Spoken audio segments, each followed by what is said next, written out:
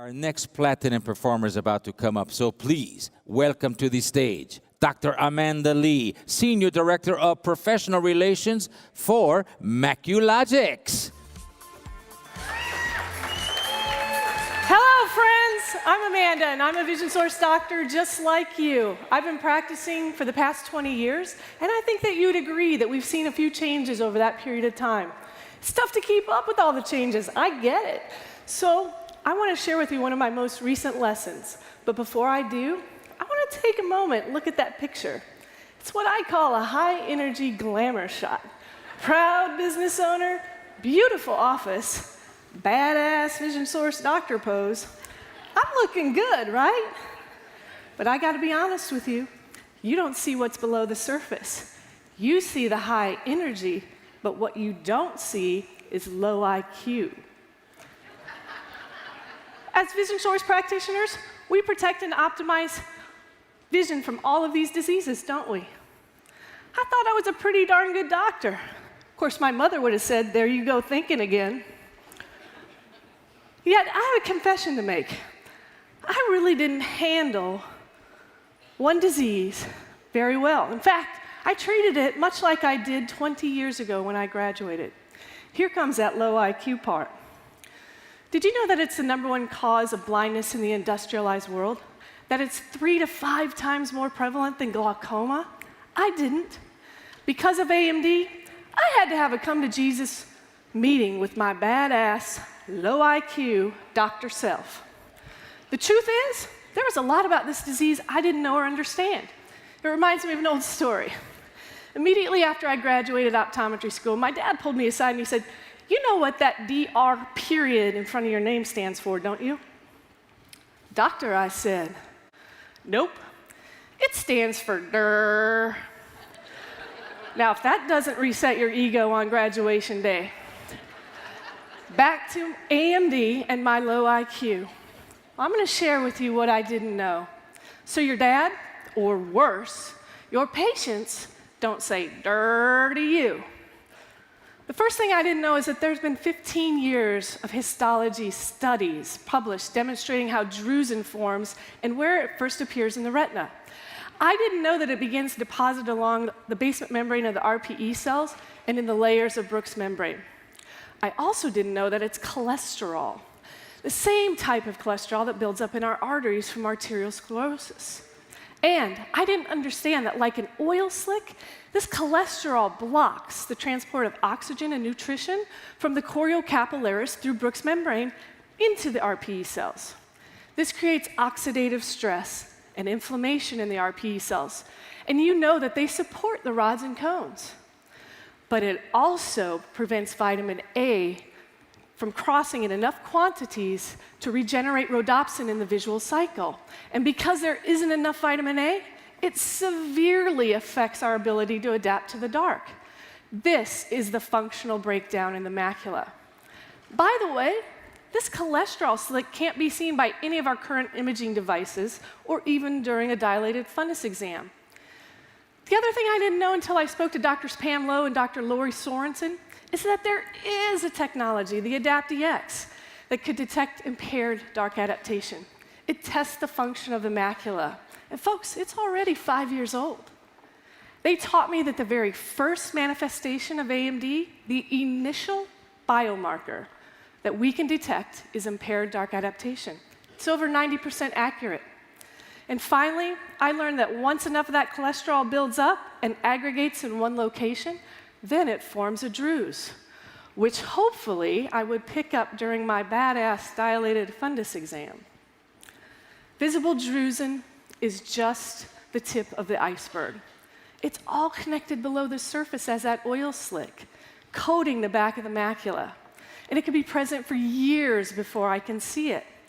So you could say that there was a lot my low IQ self didn't know about subclinical AMD. You could say that when it came to AMD, I was in the dark.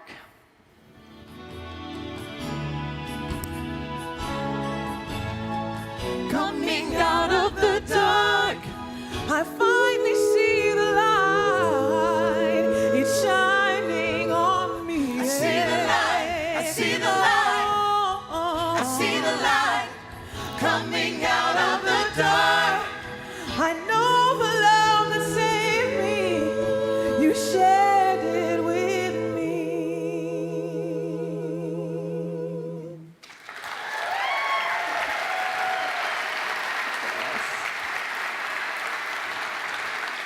If I was in the dark, then our patients were as well. These are 4 of our patients from our clinic, and they all have impaired dark adaptation and AMD. I never thought that they would understand this disease as well as they do.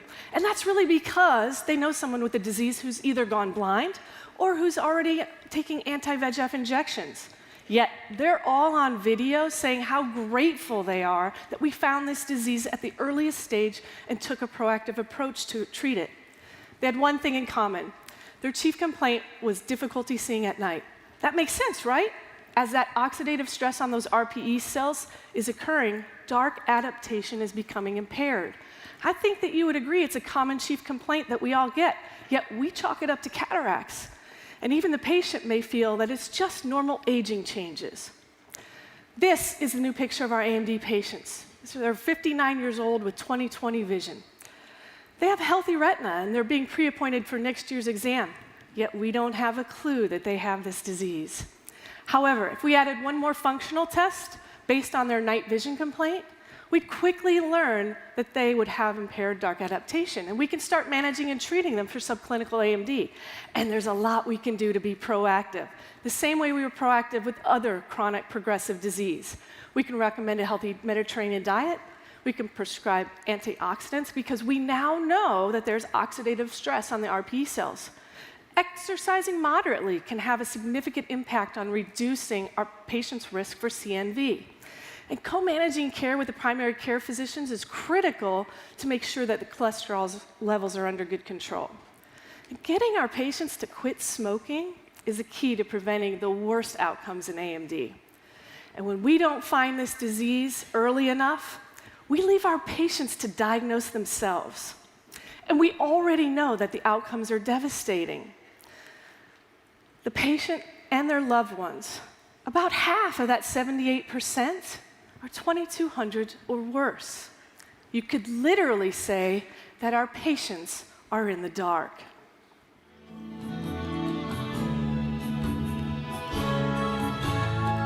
Coming out of the dark, I finally see the light.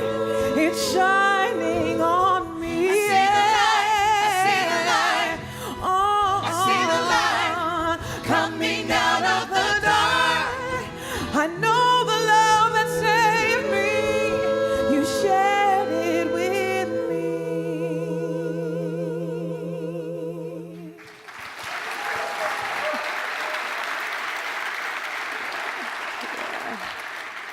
AMD puts an enormous burden on our healthcare system and GDP.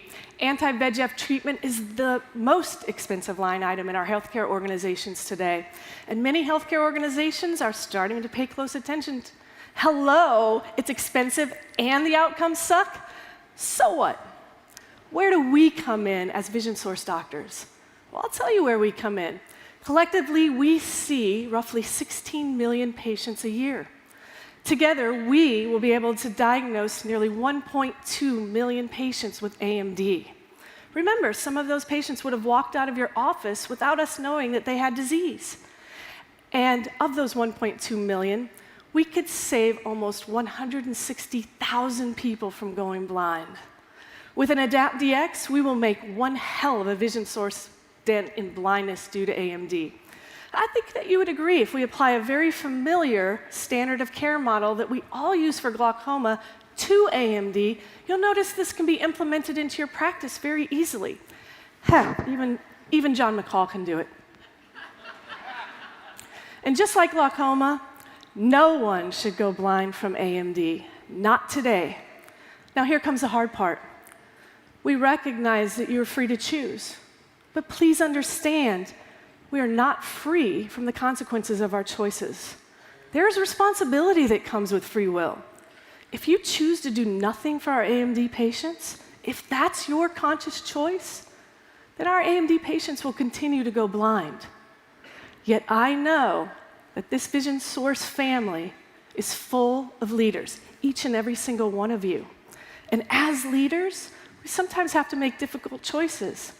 We have to transform ourselves and our practices so that we may deliver the gold standard of care for our AMD patients. And as transformational leaders, I know you'll use that high IQ, choose to do the right thing, and come out of the dark. Oh, yeah, yeah, yeah. Coming out of the dark, I finally see the light. It's shining on me. I see the light. I see the light. Coming out of the dark. I finally found the love. You shared it with me. Yeah. Coming out of the dark.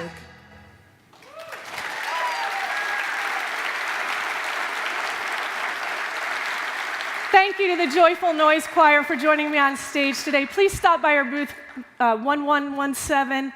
And before you do that, stop by the Vision Source Foundation booth, purchase a raffle ticket. You might win an Adapt DX. Thank you.